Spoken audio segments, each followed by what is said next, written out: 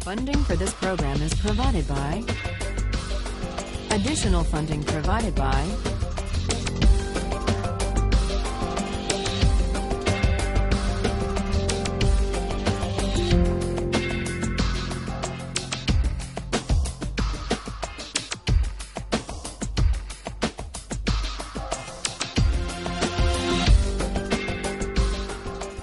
We turn to Aristotle after examining theories, modern theories of justice, that tried to detach considerations of justice and rights from questions of moral desert and virtue. Aristotle disagrees with Kant and Rawls. Aristotle argues that justice is a matter of giving people what they deserve. And the central idea of Aristotle's theory of justice is that in reasoning about justice and rights, we have unavoidably to reason about the purpose or the end or the telos of social practices and institutions. Yes, justice requires giving equal things to equal persons, but the question immediately arises in any debate about justice, equal in what respect? And Aristotle says we need to fill in the answer to that question by looking to the characteristic end or the essential nature or the purpose of the thing we're distributing. And so we discussed Aristotle's example of flutes, who should get the best flutes, and Aristotle's answer was the best flute players.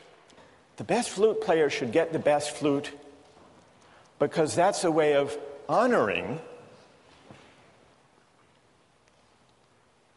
the excellence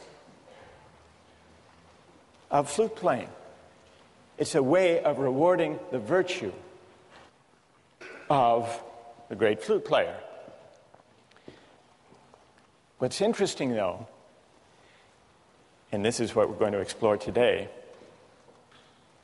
is that it's not quite so easy to dispense with teleological reasoning when we're thinking about social institutions and political practices. In general, it's hard to do without teleology when we're thinking about ethics, justice, and moral argument. At least that's Aristotle's claim, and I would like to bring out the force in Aristotle's claim by considering two examples. One is an example that Aristotle spends quite a bit of time discussing, the case of politics. How should political offices and honors, how should political rule be distributed? The second example is a contemporary debate about golf and whether the Professional Golfers Association should be required to allow Casey Martin, a golfer with a disability, to ride in a golf cart. Both cases bring out a further feature of Aristotle's teleological way of thinking about justice. And that is that when we attend to the telos or the purpose, sometimes we disagree and argue about what the purpose of a social practice really consists in. And when we have those disagreements, part of what's at stake in those disagreements is not just who will get what. Not just a distributive question, but also an honorific question. What qualities, what excellences of persons will be honored? Debates about purpose and telos are often, simultaneously, debates about honor. Now let's see how that works in the case of Aristotle's account of politics. When we discuss distributive justice these days, we're mainly concerned with the distribution of income and wealth and opportunity. Aristotle took distributive justice to be mainly not about income and wealth, but about offices and honors. Who should have the right to rule? Who should be a citizen? How should political authority be distributed? Those were his questions. How did he go about answering those questions?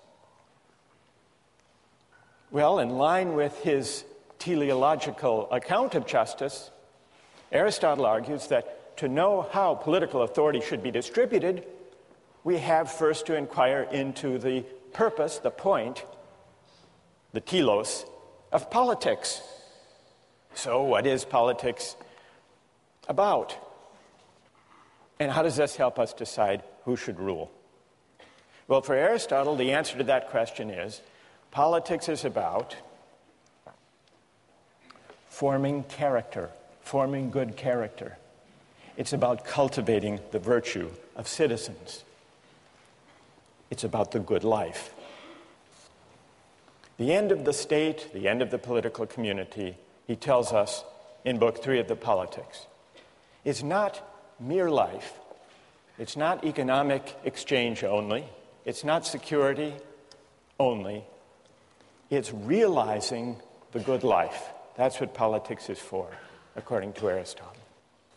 Now, you might worry about this. You might say, well, maybe this shows us why those modern theorists of justice and of politics are right. Because remember, for Kant and for Rawls, the point of politics is not to shape the moral character of citizens. It's not to make us good. It's to respect our freedom to choose our goods, our values, our ends, consistent with a similar liberty for others. Aristotle disagrees. Any polis which is truly so called, and is not merely one in name, must devote itself to the end of encouraging goodness. Otherwise, political association sinks into a mere alliance.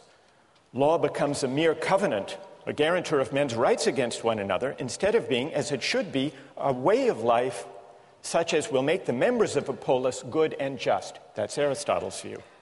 A polis is not an association for residence on a common site, or for the sake of preventing mutual injustice and easing exchange, Aristotle writes.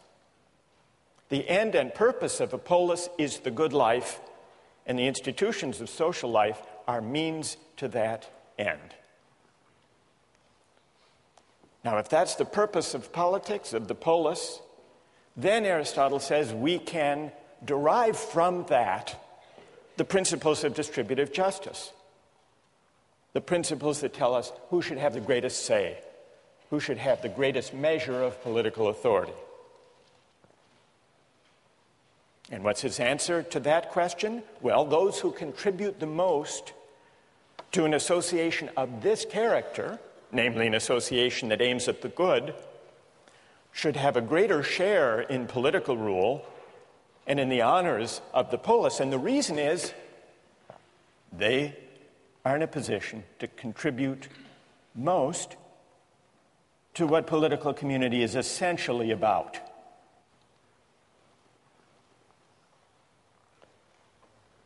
Well, so you can see the link that he draws between the principle of distribution for citizenship and political authority and the purpose of politics.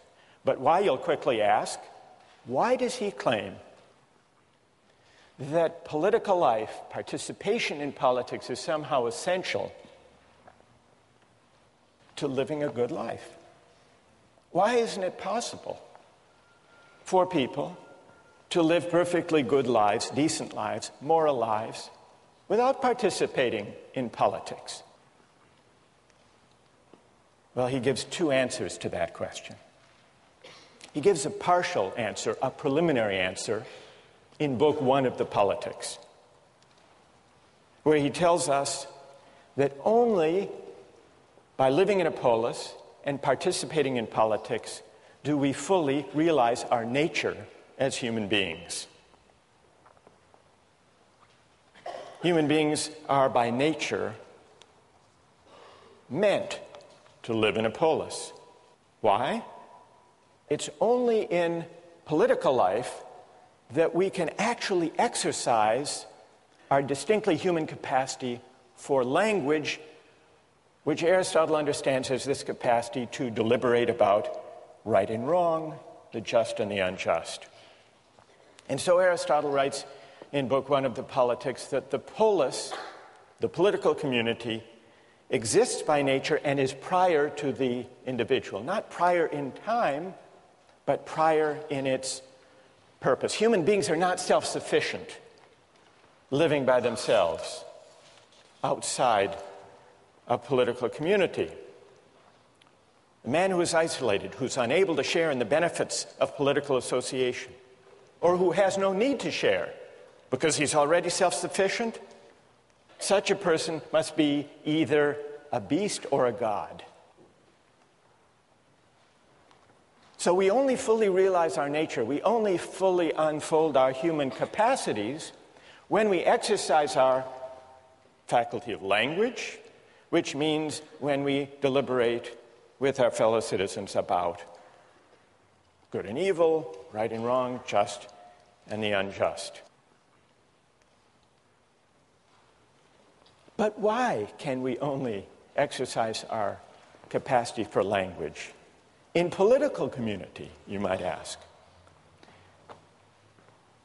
Aristotle gives a second part, a fuller part of his answer in the Nicomachean Ethics, an excerpt of which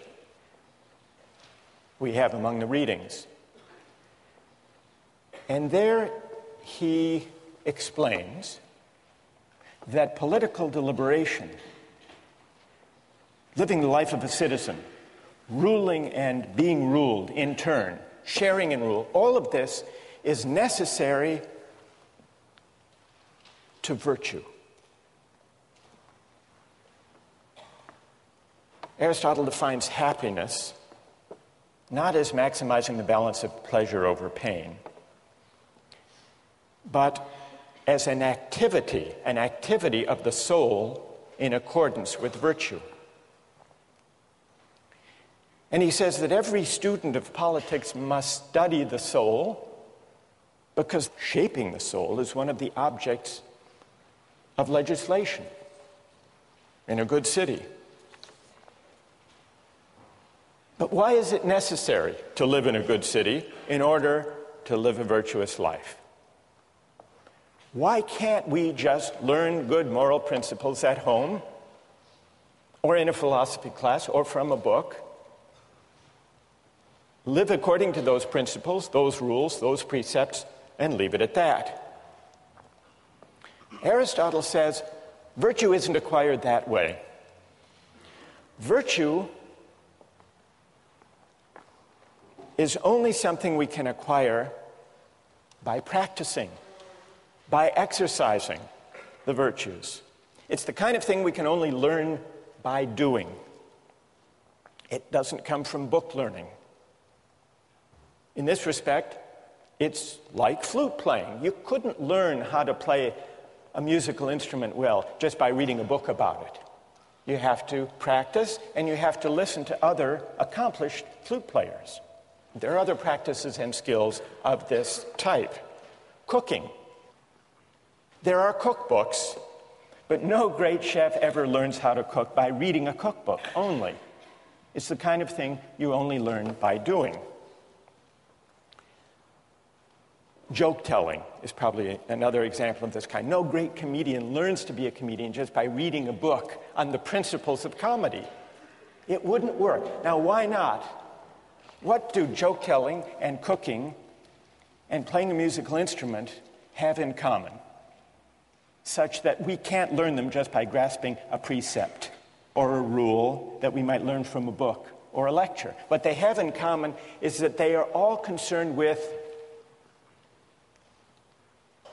getting the hang of it, but also, what is it we get the hang of when we learn how to cook or play a musical instrument or tell jokes well? Discerning particulars, particular features of a situation. And no rule, no precept could tell the comedian or the cook or the great musician how to get in the habit of, the practice of, discerning the particular features of a situation. Aristotle says virtue is that way too. Now, how does this connect to politics? The only way we can acquire the virtues that constitute the good life is to exercise the virtues, to have certain habits inculcated in us, and then to engage in the practice of deliberating with citizens about the nature of the good. That's what politics is ultimately about.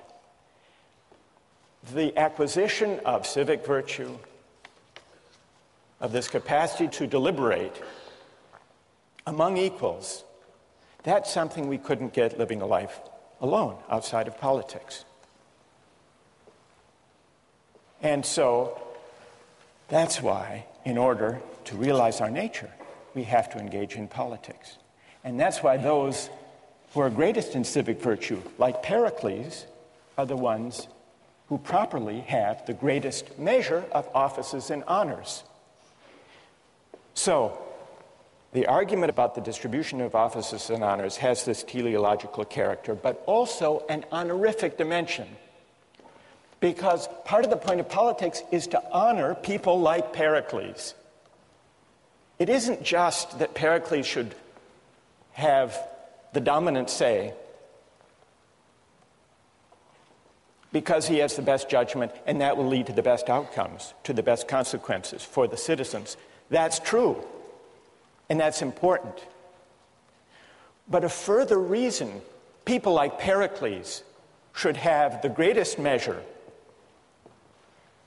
of offices and honors and political authority and sway in the polis is that part of the point of politics is to single out and honor those who possess the relevant virtue, in this case civic virtue, civic excellence, practical wisdom, to the fullest extent. That's the honorific dimension bound up with Aristotle's account of politics. Here's an example that shows the link in a contemporary controversy, the link to which Aristotle draws our attention between arguments about justice and rights on the one hand, and figuring out the telos or the purpose of a social practice on the other. Not only that, the case of Casey Martin and his golf cart also brings out the link between debates about what the purpose of a social practice or a game is, on the one hand, and the question of what qualities should be honored on the other. The link between teleology and honor-based principles of distributive justice. Who was Casey Martin? Well, Casey Martin is a very good golfer, able to compete at the highest levels of golf, but for one thing. He has a rare circulatory problem in his leg that makes it very difficult for him to walk. Not only difficult, but dangerous. And so he asked the PGA, which governs the Pro Tour in golf, to be able to use a golf cart when he competed in professional tournaments. The PGA said no, and he sued under the American for Disabilities Act. He sued in a case that went all the way to the United States Supreme Court. The question the Supreme Court had to answer was, does Casey Martin have a right that the PGA allow him to use the golf cart on the tour, or not? How many here think that, from a moral point of view, Casey Martin should have a right to use a golf cart? And how many think that he should not have a right to a golf cart in the tournaments? So the majority are sympathetic to Casey Martin's right, though a substantial minority disagree. Let's first hear from those of you who would rule against Casey Martin. Why would you not say that the PGA must give him a golf cart? Yes. Since the inception of golf, because it's been part of the sport, it's now intrinsically part of golf, walking the course. And thus, because it's intrinsic to golf, I'd argue that not being able to walk the course is just not being able to perform an aspect of the sport which is necessary to performing at a professional level. Good. Stay there for a minute. What's your name? Tommy. Are you a golfer, by the way, Tom? Not so much, but yeah, a little bit. Are there any golfers here? I mean, real golfers? Thank you, Professor. That was No. I'm just taking your word for it.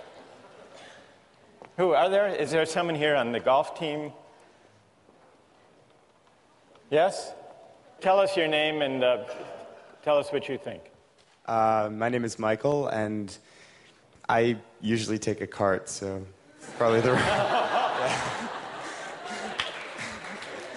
probably the wrong person to ask. Is that why your hand went up slowly when I asked? Yes. All right. But Tom is saying, Tom said a minute ago that at least at the professional level, walking the course is essential to the game. Do you agree? I would, yes. You do? Then why do you take a cart? And you call yourself a golfer? No. No. I'm kidding. What do you say to that? When I have walked a course, it does add tremendously to the game. Makes it a lot harder, it really does. Yeah? All right, let's hear, Michael and Tom, stay there. Let's hear from people who say that he should have a right to a golf cart. Why? Who's prepared to defend that position? Yes. Well, I think the PGA should definitely be required to give him a golf cart because they argue in the decision that it's not just a matter of he's not experiencing fatigue. For him, he's still walking about a mile. The cart can't go everywhere with him. And in that mile, he's still experiencing more fatigue and pain than a healthy player would. So it's not as if you're removing the disadvantage. What's your name? Riva. Riva, what do you say to Tom's point that walking the course is essential to the game? It would be as if a disabled player could play in the NBA but not have to run up and down the court. Well, I think there are two responses to that. First, I don't think it's essential to the game because most golfers who play, particularly recreationally, don't play with a cart. Like Michael. And Right. on several of the tours, you can play with a cart. On the Senior PGA Tour, on the Nike Tour, in a lot of the college events, and those events are just as competitive and just as high level as the PGA Tour. So really, it's just a matter of selective reasoning if you argue that it's an important part of the sport. But even if it is, he still does have to walk. He still plays golf standing up. It's not as if he's playing golf from a wheelchair. All right. Who else? Go ahead. I think the whole point of a competition is that it calls out the best, from the second best or from the third best. And when we're talking about the national level, we're talking about, the highest of the highest. And I think what they're arguing about here is the purpose of competition. And I think in the sake of competition, you can't change the rules. So the purpose of the competition includes walking. That's an essential. You agree with Tom. And what's your name? David. The Supreme Court ruled that the PGA did have to accommodate Casey Martin.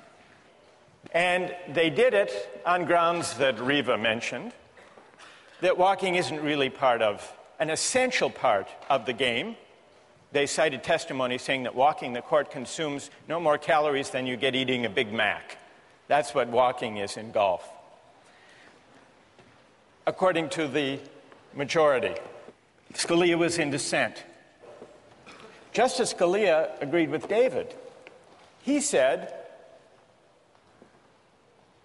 there is no purpose It's not, and it's certainly not for courts to try to figure out the essential purpose of golf. Golf, like any game, is strictly for amusement.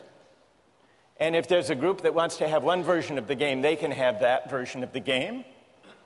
And the market can decide whether people are amused and like and show up for that and watch the television broadcasts. Scalia's dissent was an anti-Aristotelian dissent. Because notice two things about the argument. First, we're thrust into a discussion about what the essential nature or purpose or telos of golf really is. Does it include walking? And here's something I think is rumbling beneath the surface of this debate. Whether walking partly determines whether golf is really an athletic competition. After all, the ball sits still. You have to put it in a hole. Is it more like basketball, baseball, and football, golf, an athletic competition? Or is it more like billiards? The ball sits still there, too. You can be out of shape and succeed. It involves skill, but not athletic skill. Could it be that those professional golfers who excel at golf have a stake in golf being honored and recognized as an athletic event, not just a game of skill like billiards?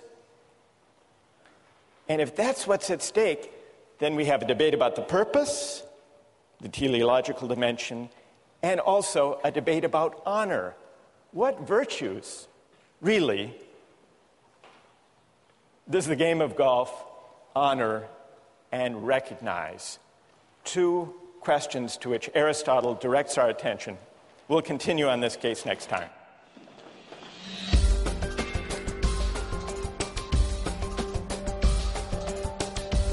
What's strange and seemed paradoxical to me about Aristotle's viewpoint is that if you walk like a pirate and you talk like a pirate, you shouldn't be an investment banker, because that's not what you're inherently supposed to do. If you have a peg leg and an eye patch and a disgruntled disposition, you should be on a pirate ship on the high seas.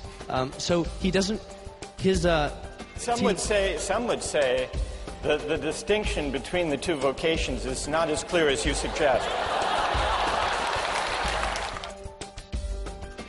When we ended last time, we were talking about whether Casey Martin has a right to ride in a golf cart in the PGA tournaments. And it's worth remembering how we got into this debate and what's at stake for an understanding of political philosophy. Remember, we were looking at Aristotle's theory of justice, and one way of describing his approach to justice, we've called it teleological. Teleological because he says to allocate rights, we first have to figure out the purpose or the end of the social practice in question. Another way of describing Aristotle's account of justice is that justice is for him a matter of fit. It's a matter of fitting persons with their virtues and excellences to the appropriate roles. Now, I want to finish our discussion about Casey Martin and his claim for a golf cart, and then go back to one more consequential application in Aristotle, namely the question of slavery. What do you think about Casey Martin's request? Should there be an accommodation or not, given the nature of the game and of the tournament and its purposes? Isn't it discrimination if he's not provided the golf cart as an accommodation? Say some. Others reply, no, if he got a cart, it would be unfair to the other golfers because they exert themselves, become winded, fatigued, walking the course. That's where we left it. What about the fairness argument? Okay, Jenny. My question was, why doesn't the PGA just make the option of a cart available to all golfers? From our readings, I learned that there are many golf tournaments other than the PGA where using a cart is not prohibited, and for something like the seniors tournament, it's even allowed and encouraged. So why doesn't the PGA just do that? Let everybody use a cart. Or give everyone the option of using a cart and let them pick. So the traditionalists can say, well, I still choose to walk the course, but I do that knowing that I will be more tired at the end than the people who took the cart. Good. All right, so what about Jenny's solution? For the sake of fairness, don't give Casey Martin an advantage, if indeed there is an advantage to riding in a cart. Let everyone who wants to use a cart. Is everyone happy with that solution? Does it put to rest this whole dilemma? Who has an answer for Jenny? Yes. As was brought up last time, if you do that, you kind of ruin some of the spirit of golf, as a lot of people like to see it, if you let everybody take a cart. Even though it gives everybody the same playing field now, it sort of makes golf less of an athletic game, like you pointed out last class. It's just like if someone decides to go into another sport and they want an advantage, like if you have swimming, and then you say, okay, he wants flippers, so why don't we just allow everyone to have flippers during swimming? And what would that do to the Olympic swimming competition if people were free to use Jenny? And here, we better let Jenny reply to this. Da says, it would sort of spoil the spirit of the athletic competition, as if in Olympic swimming you let anyone who wanted to swim with flippers. All right, Jenny, what do you say to Da? It would spoil the spirit of it. You're also ruining the spirit of golf by not letting people who are really passionate about the game and very good at it compete simply because of an aspect of golf which is not... The main point of golf is you use this club to make strokes and hit it into a hole. I'm sorry, I'm not a golfer, but that's basically the gist of the game from what I see it. And I was reading the PGA versus Casey Martin decision. That was one of the sentences that they said is because walking the course is not an inherent part of golf, only swinging the club is. Good. So Jenny replies to Da, well, it isn't really essential anyhow to walk the course. So we're back to the purpose. I mean, I'm sure there are, like wheelchair basketball, there are certain different competitions that can be made for people who may only be able to use their arms. Right. Yes. Michael, what do you think? And you just said that there's stuff like wheelchair basketball, where if you can't play basketball, there's another option. I think there's other options than the PGA Tour, but the PGA Tour is like it's the best, it's the pinnacle, and you have to have certain requirements fulfilled to perform. All right, Michael, you want to say to Casey Martin, there is such a thing as the Special Olympics for those who are disabled. Go play in the golfing version of the Special Olympics. That's what you would say, Michael. Yeah. I think that walking is part of the sport of golf, and Casey Martin, if he can't walk the course, then I don't think he should be able to play on the PGA. All right, good. Thank you very much for that exchange. What comes out of this exchange that goes back to Aristotle's theory of justice? Well, one thing is the question, is walking an essential part of golf? And the very fact that deciding whether there is a right for Casey Martin that the PGA must respect seems to depend, as Aristotle suggests it must, on debating and resolving the question, is walking essential to the game of golf? That's one moral of the story. But there's a second moral to the story from an Aristotelian point of view. What's at stake here, this is the second Aristotelian stake in this debate, is honor. Casey Martin wants the accommodation so that he can compete for the honor of winning the best tournaments. Now, why is it that the professional golfers, the great golfers, testified in this case, Jack Nicklaus, Tom Kite, in the readings, against letting him use a cart, and they, I suspect, would be equally vehement, Jenny, in opposing your suggestion of letting everyone ride a cart, and this goes back in a way to Da's point, how to put this gently. Professional golfers are sensitive about whether their sport is really a sport. Because if everyone rode around in a cart, or could, then it would become clear, or clearer, depending on your point of view, that golf is not really an athletic competition, but rather a game of skill, but not a sport. And so not only the question of debating the purpose, the teleological feature, but also from the standpoint of viewing debates about the purpose of golf, what's essential to golf, those debates, Aristotle suggests, inevitably are also debates about the allocation of honor.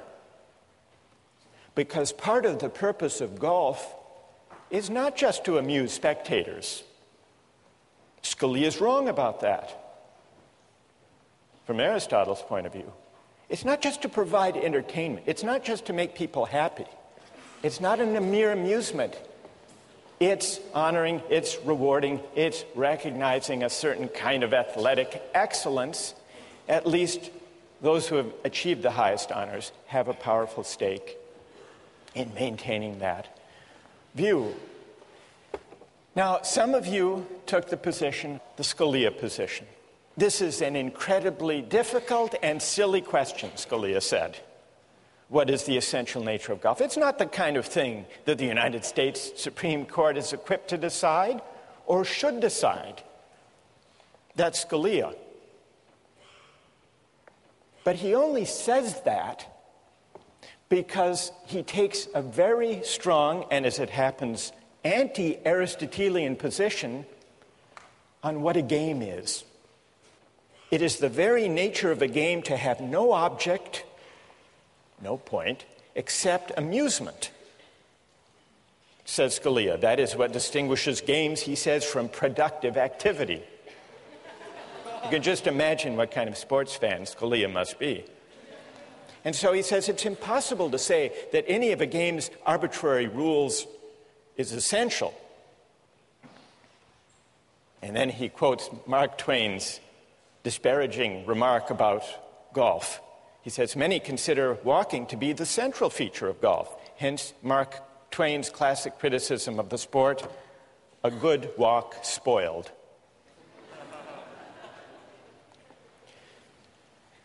But Scalia misses an important feature of games and the arguments about rights and fairness that arise from games when he casts games, sports, athletic competitions as solely for the sake of amusement, as solely a utilitarian activity. But an Aristotelian view of sports says, no, it's not just about amusement. Real sports, real athletic events are also about appreciation, not just amusement. And people who follow sports and care about sports and play sports know this, which is another way of saying there's a difference between a sport and a mere spectacle. And the difference is that a sport is a practice that calls forth and honors and prizes certain excellences, certain virtues, and the people who appreciate those virtues are the true fans, the informed fans, and for them, watching the sport is not mere amusement, but that means that it's always possible to make sense of a debate about what feature of a sport is essential to it. We can make sense of these arguments. Never mind the question whether the court should decide. The PGA, in its own internal deliberations, can make sense of that debate, which is why they cared very much about their view, insisting on their view, that walking and exertion and fatigue are essential, not peripheral parts of sport. Well, this is all to illustrate the teleological and the honorific feature of debates about rights, which Aristotle says we need to take account of in thinking about justice. Now, I want to begin for us to consider whether Aristotle's theory of justice is right or wrong, whether it's persuasive or unpersuasive. And I want to get your thoughts about that. But I want to anticipate one obvious and important objection. If justice is about fitting persons to roles, matching virtues to the appropriate honors and recognition, if that's what justice is, does it leave room for freedom? And this is one of the main objections to Aristotle's teleological account of justice.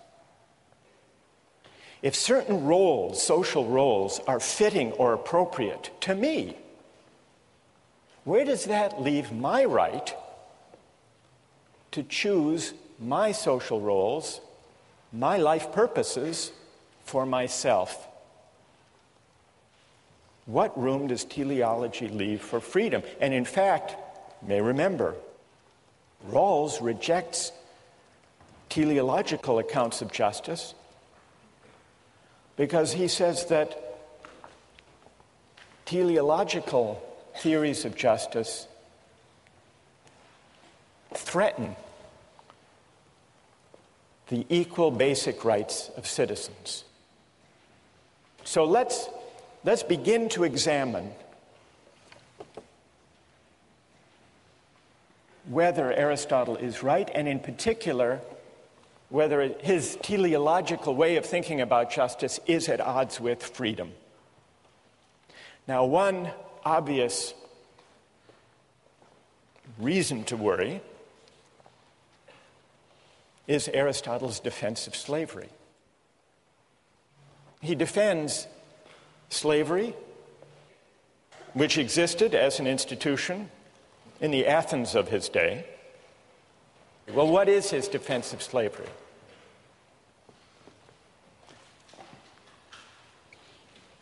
Two conditions have to be met for slavery to be just. First, it has to be necessary. And Aristotle says, at least in our society, slavery is necessary. Why is it necessary?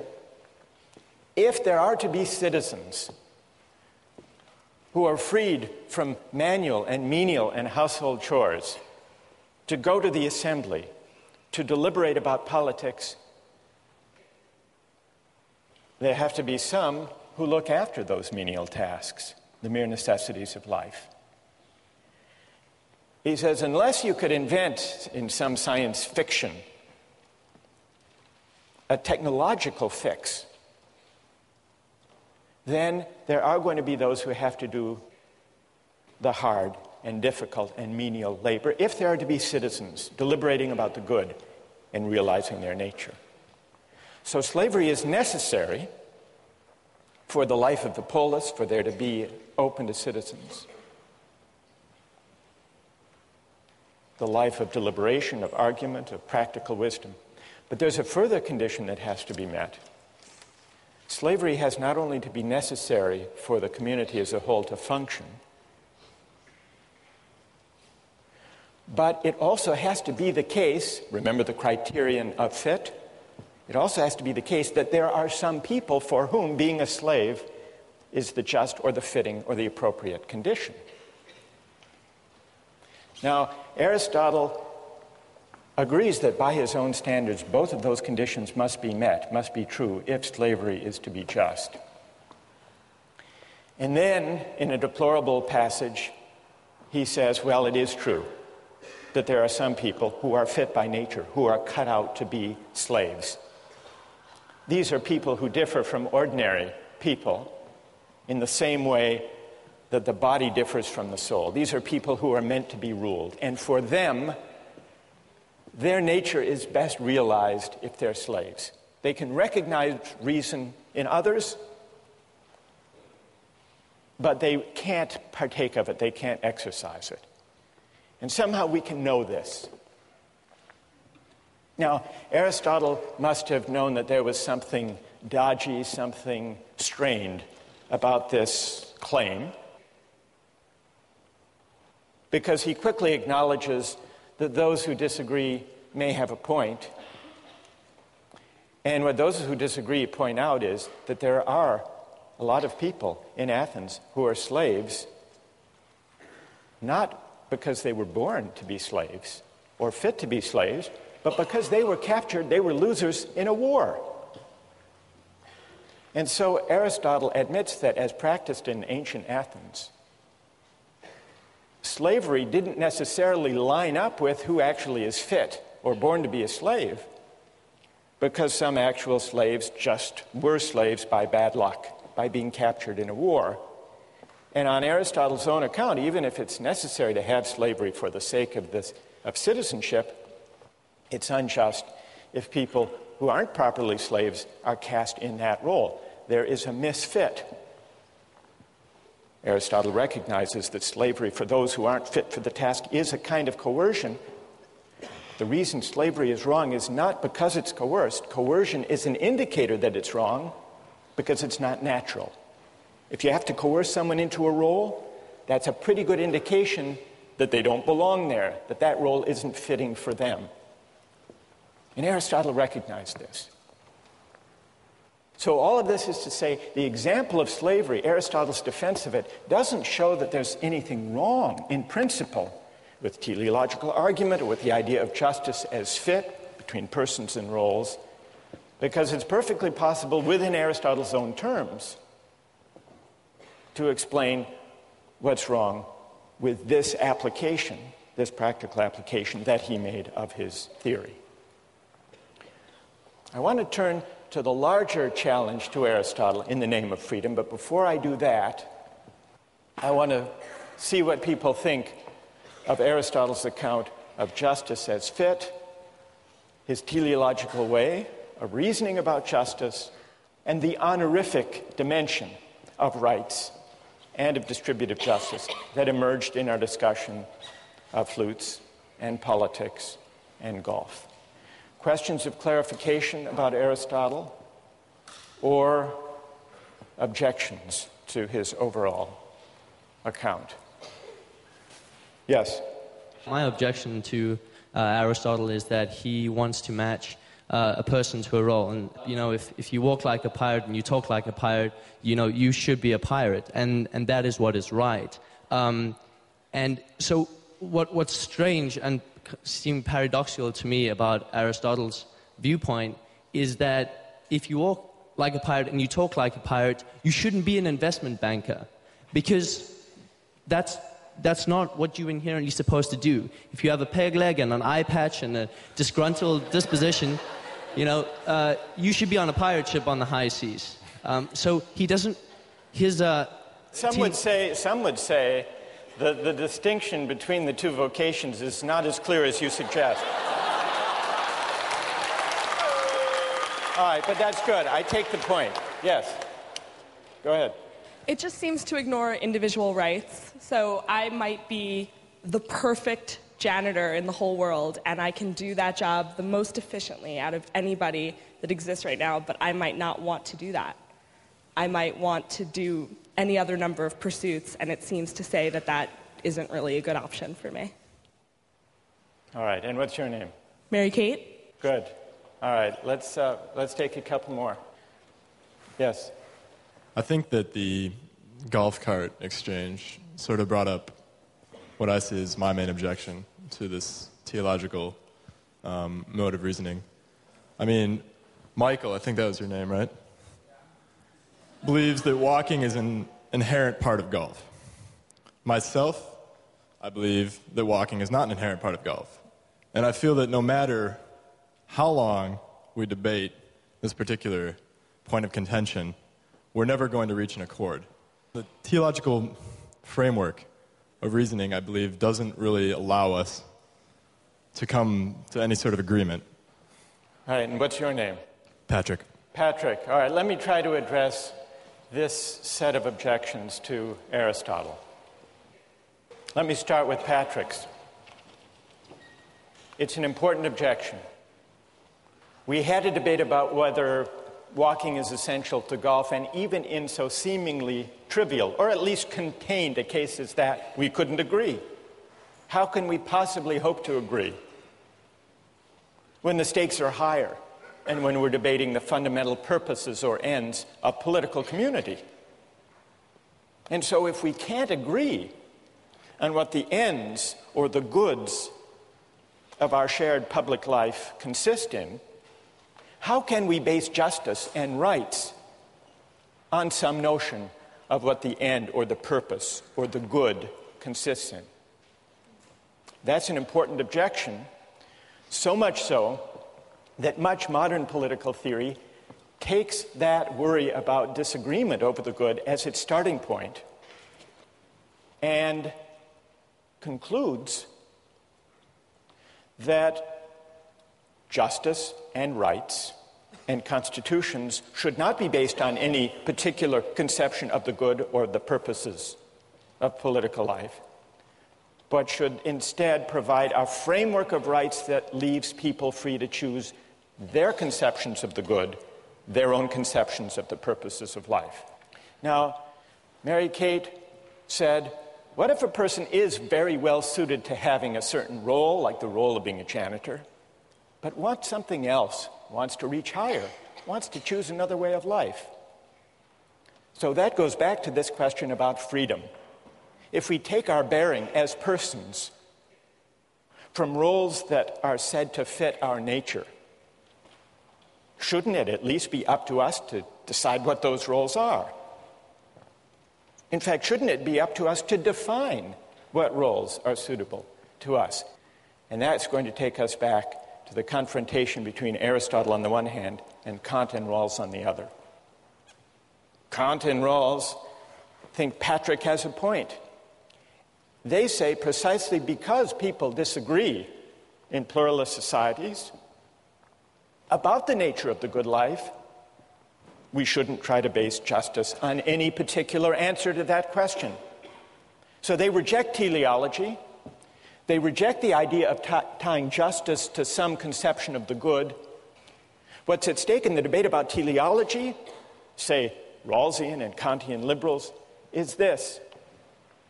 If you tie justice to a particular conception of the good, if you see justice as a matter of fit between a person and his or her roles, you don't leave room for freedom.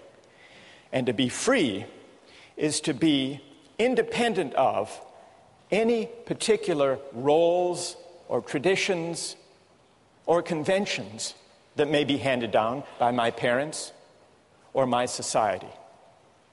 So in order to decide as between these two broad traditions, whether Aristotle is right or whether Kant and Rawls are right, we need to investigate whether the right is prior to the good, question one, and we need to investigate what it means to be a free person, a free moral agent. Does freedom require that I stand toward my roles, my ends, and my purposes as an agent of choice, or as someone trying to discover what my nature really is? Two big questions, and we'll take them up next time.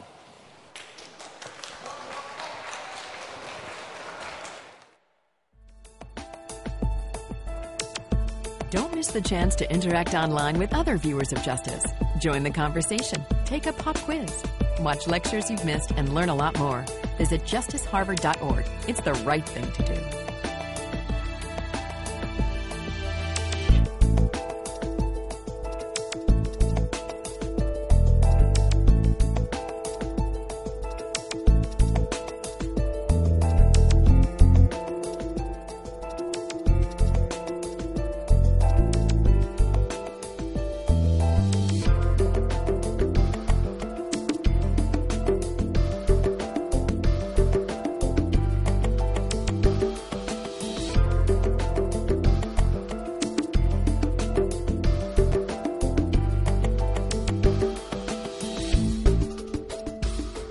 Funding for this program is provided by Additional funding provided by